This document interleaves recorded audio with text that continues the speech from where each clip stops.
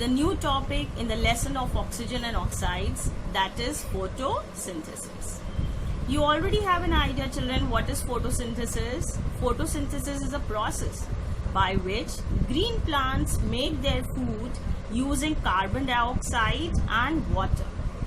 Two more things are required in the presence of which only photosynthesis will take place, and that is the presence of sunlight as well as chlorophyll in the green plants. That is why it is said that the green plants can do photosynthesis, because chlorophyll is present in the green plants.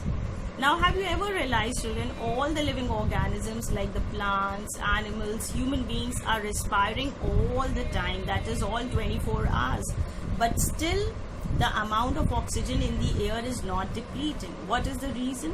The reason is the plants are renewing the amount of oxygen. Carbon dioxide and water, which are the chief products of respiration, are converted into oxygen by the process of photosynthesis by the plants in the presence of chlorophyll and sunlight. So this is the reason why the amount of oxygen in the air remains the same and doesn't get depleted even after so many organisms breathing all the time. Now this is a reaction, a well-balanced reaction for showing photosynthesis. This is very important. It should be learned the way it is written. 6 carbon dioxide when combines with 6 water gives us glucose, that is C6H12O6 plus 6 oxygen. Now I am saying 6, children. What do you understand by this? 6 molecules of carbon dioxide combines with 6 molecules of water to give 1 molecule of oxygen and 6 molecules of oxygen and 1 molecule of glucose. This can be shown by the following activity. Now on the next slide, children, there is an activity given. Through the activity you will be able to see that the oxygen is the thing that is being given out. Now see, what have they done is they have taken a beaker, in that water is filled, and inside the beaker hydrilla plant is taken. Now hydrilla plant is actually a water plant that is taken. It's an aquatic plant. It is closed inside an inverted funnel. This is an inverted glass funnel kept, and then a test tube is taken which is filled with water, and then it is inverted upside down on it, and this complete apparatus is put where sunlight is falling onto the apparatus. You will see some bubbles of air will be seen rising up. Now these bubbles of air will keep on filling up and the water will keep on moving down as long as the plant is kept in sunlight. Now why this is happening, children? Because this plant is getting sunlight, so it is doing photosynthesis, and when it is doing photosynthesis, it is releasing oxygen. This oxygen can be seen bubbling out.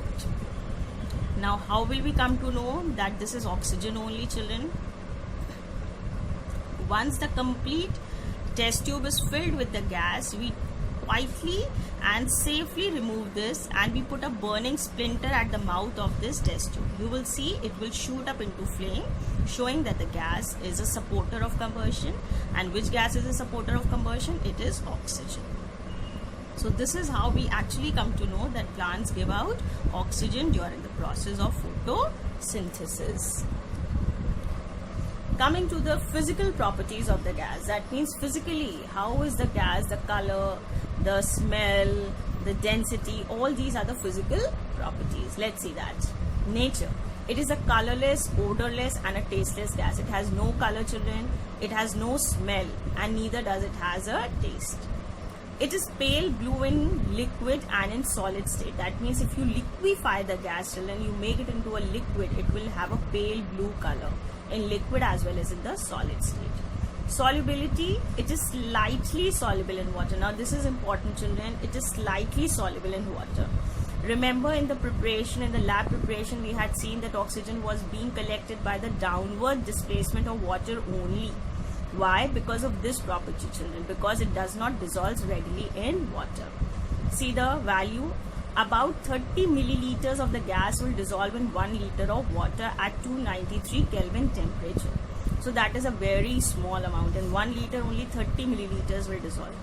Due to this small solubility of oxygen in water, animals living in the sea are able to survive. Density. It is heavier than the air. the vapor density is 14.4 and the vapor density of oxygen is 16. That means of air, if you see, it is 14.4 and oxygen is very slightly heavier than air. Solubility, it dissolves in alkaline pyrogalol solution. You will have to learn this word, children. It is soluble in alkaline pyrogalol solution.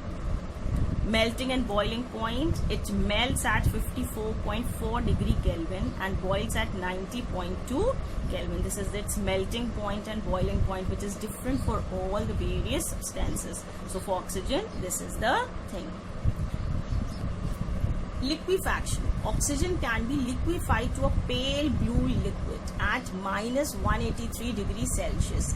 That means if you want to liquefy the air, then at a minus 183 degrees Celsius, it can be changed into the liquid. And the color of the liquid right now we learned, it is pale blue.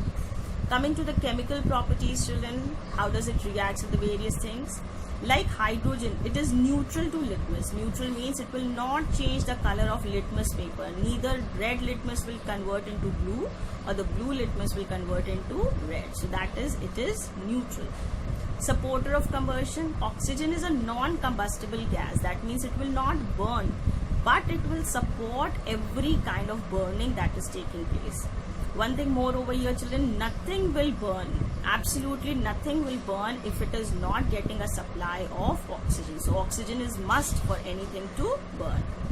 A glowing splinter at once catches fire when introduced in the cylinder of oxygen. The last is oxidation reaction. When any element, whether metal or non-metal, reacts with oxygen, it produces a compound called oxide. This is important, children. Remember this thing, when any metal means any substance, it can be any kind of an element, whether it is a metal, whether it is a non-metal. If it is coming and combining with oxygen, it will always form what is known as oxide. It can be a metallic oxide if it is combining with metal. It can be a non-metallic oxide if it is combining with a non-metal. The process of formation of oxide is called oxidation. Underline this line, children, this is important. When the oxides are formed, that process is known as oxidation. Oxides are further categorized into the various categories. They are further categorized into 4 categories: acidic oxide, neutral oxide, basic oxide and amphoteric oxide. Okay, children, the next heading is acidic oxides. Now the oxides which are formed by the reaction of non-metals with oxygen, they are termed to be non-metallic oxides, or another word for the same is acidic oxides. Some of the examples of acidic oxides are given on the next slide. Let's see. When carbon will combine with oxygen, that means carbon will burn in the presence of oxygen, it will form carbon dioxide. Now carbon is what? Non-metal and oxygen. So a non-metallic oxide, the name is carbon dioxide. Why dioxide, children? Because it has 2 atoms of oxygen.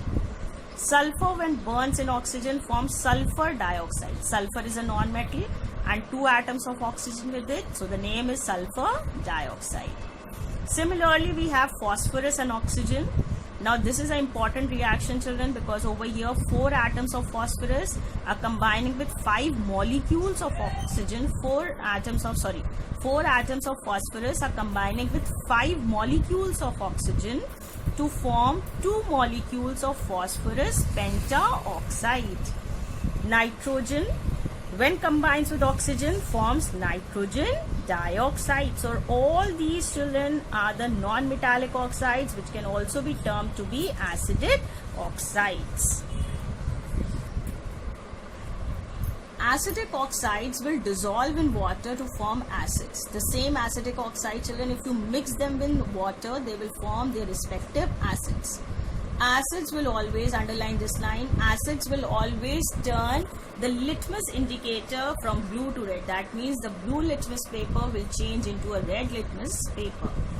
See, carbon dioxide, carbon when was burning in oxygen formed carbon dioxide. This carbon dioxide, when will combine with water, it will form carbonic acid. It's a direct combination reaction. See, H2, CO3, 2 over here and 1 over here, H2CO3. This is carbonic acid. Sulfur dioxide with water, H2 and S is 1, O is how many? 2 plus 1, 3. So H2SO3. P2O5 plus water will form phosphoric acid, and these are two molecules of phosphoric acids. Neutral oxides, children. What are neutral oxides? Certain non-metallic oxides do not dissolve in water. That means all the non-metallic oxides will not dissolve in water. So if they don't dissolve in water, they will not form the acids. Thus, these oxides which remain neutral to the moist litmus are known as neutral oxide. That means if you want to check them with a red or a blue litmus paper, you will see no color changes taking place. Carbon monoxide, nitrogen monoxide, and nitrous oxide are the various neutral oxides. See, carbon when combines with oxygen forms carbon monoxide. Now monoxide, why, children? Because there is only one atom of oxygen. Similarly, nitrogen when combines with oxygen forms nitrogen monoxide. Right? Do you know, children, water is a neutral oxide? The water that we use for drinking every day and all the activities, it is a neutral oxide.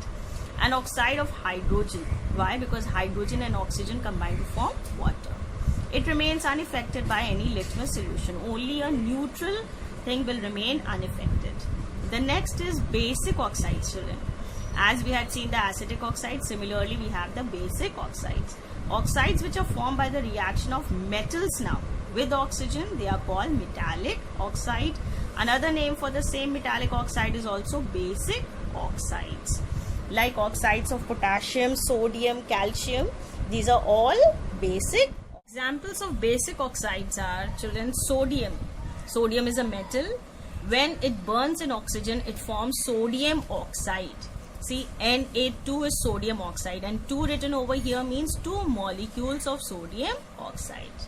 Similarly, calcium is another metal. When combines or burns in oxygen, forms calcium oxide. CaO is calcium oxide, children. 2 are the number of molecules, 2 molecules of calcium oxide.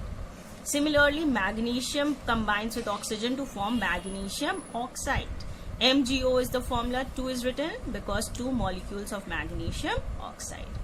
Similarly, iron will burn in the presence of oxygen to form ferric oxide. Ferric oxide formula is, children, Fe2O3. 2 written over here is 2 molecules, and it will take place in the presence of 300 degrees Celsius of temperature. So the temperature range is over here. Then iron combines with oxygen when it is red hot. When it will be red hot, then only it will reach to a temperature of 300 degrees Celsius. So this is ferric oxide. Basic oxides, now as we had seen that acetic oxides when dissolved in water, they were forming the various acids. In the same way, children, these basic oxides, when they will be added to water, what will they form? They will form what is known as a base. Base means it should have OH in it. The OH component should be there, or the radical portion OH should be there. See, K2O, potassium oxide, when mixes with water, it forms potassium hydroxide. KOH is the formula. Sodium oxide mixes with water to form sodium hydroxide. Calcium oxide with water forms calcium hydroxide. The formula is CaOH whole twice. You will have to write this 2, children. This 2 is for oxygen as well as for hydrogen. In the same way, magnesium oxide, when it will mix with water, it will form magnesium hydroxide. All basic oxides do not dissolve in water. The basic oxides that we had just seen, they all will not dissolve in water. Underline, children. But those oxides which will dissolve in water, they will form what are known as alkalis.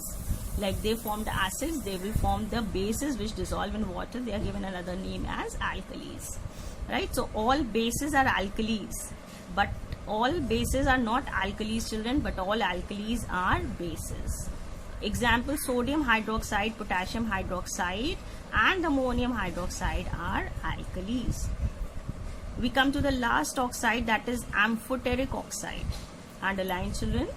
Certain metals combine with oxygen to form oxides which show acidic as well as basic property. That means some of the metals, when they combine with oxygen, they give rise to the oxides, that are the metallic oxides. But these metallic oxides have the acidic property also. They show the basic property also. So such oxides are given another name as amphoteric oxide. Like we have an example of zinc oxide, aluminium oxide, lead oxide. These are all, they show both the characteristics. So they form amphoteric oxide. Now in your books it's given over here, aluminium combines with oxygen to form aluminium oxide. See, zinc combines with oxygen to form zinc oxide, and lead combines with oxygen to form lead oxide. Now look at these examples, children. See, zinc oxide, it is a basic oxide. It reacts with hydrochloric acid, that is an acid, HCl. Now it will form ZnCl2, that is zinc chloride and water. So this zinc oxide is reacting with acid. In the second reaction, see children, zinc oxide is reacting with a base. Right now we had seen sodium hydroxide. So it is reacting with a base to form a salt. Now this is a difficult name for you to learn. You don't have to learn this. I'm just explaining you so that you know how it reacts with the different acids or the bases. It forms sodium zincate and water. A similar kind of a reactions are seen with lead oxide and aluminium oxide also. See, lead oxide reacts with hydrochloric acid to form lead chloride and water. This is one kind of a reaction. Another way, if you mix sodium hydroxide to it, then different products are being formed. See, sodium plumbate and water. Similarly, aluminium oxide also shows with acid it forms aluminium chloride and water, and with sodium hydroxide it forms sodium aluminate and water. So these reactions, children, you don't have to learn, but it is just for your knowledge so that you understand how the same compound reacts with acid differently and it reacts with base differently. So such kind of compounds that are your metallic oxides that react in such a way with the acid as well as a base, they are given another name as amphoteric oxide. So that's it for today's video, children. I hope I have made myself very clear and you have understood it thoroughly. So if you have liked my video, please do remember to give a thumbs up. And don't forget to subscribe if you have still not subscribed to my channel. See you in the next videos. Till then, take care. Bye-bye.